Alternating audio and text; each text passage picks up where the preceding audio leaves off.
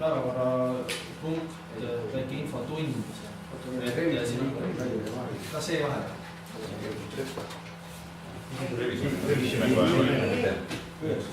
Üks valimine veel.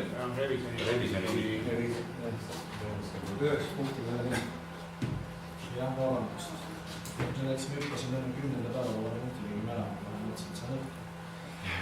Et 9. päevakorrapunkt Elva linnavolikogu revisjonikomisjoni liikmete valimine.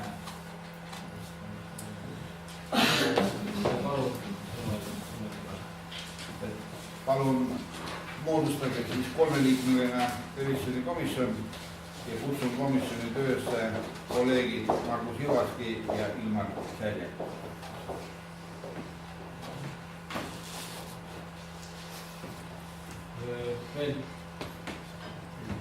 Veel soovite täiendada, parandada?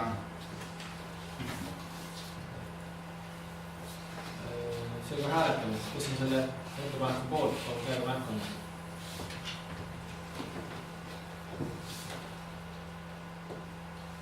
15 poolt häält, kes on vastu, erapooletuid.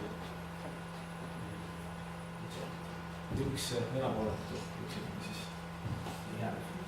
Et vastu võetud 15 poolt hääle.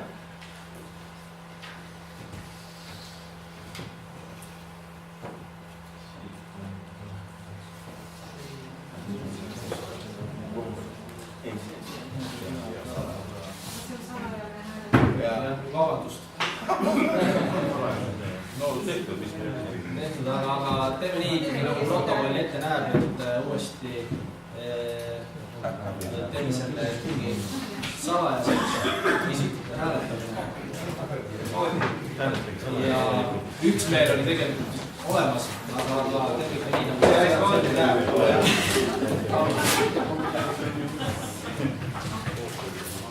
Et tuleb ka, teeme ka niimoodi, et valim uuesti 3-liikmelise häälte lugemiskomisjoni.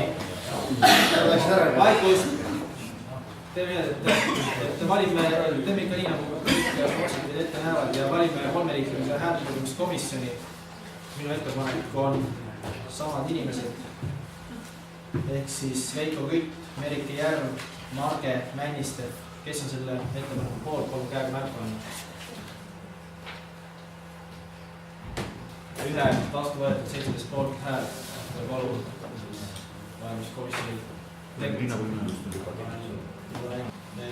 teisest punktist, et materjalide osas, et kuidas keegi materjali tahab. Praegu paras aeg, et lasta lindi käivis paber, siin on e-posti aadress ja paberkandja aadress samuti. Et võib mõlemat pidi, ehk kuidas keegi volinik siis endale neid igasugused kõiksuguseid materjali soovib saada. Võib ainult e-postile, võib ainult paberkandjal ja võib mõlemat pidi. Ma võtaks selle paberi lingi käima siit poolt äkki, siis vastu päeva. Et pange siis palun e-posti aadress ja paber ja üldine aadress. Aga siis ta võiks olla niimoodi, et kui te soovite e-posti aadressile, siis panete ainult e-posti aadressi. Kui soovite paberkandjale, siis ainult paberkandja aadress. Ja kui mõlemale, siis mõlemad aadressi.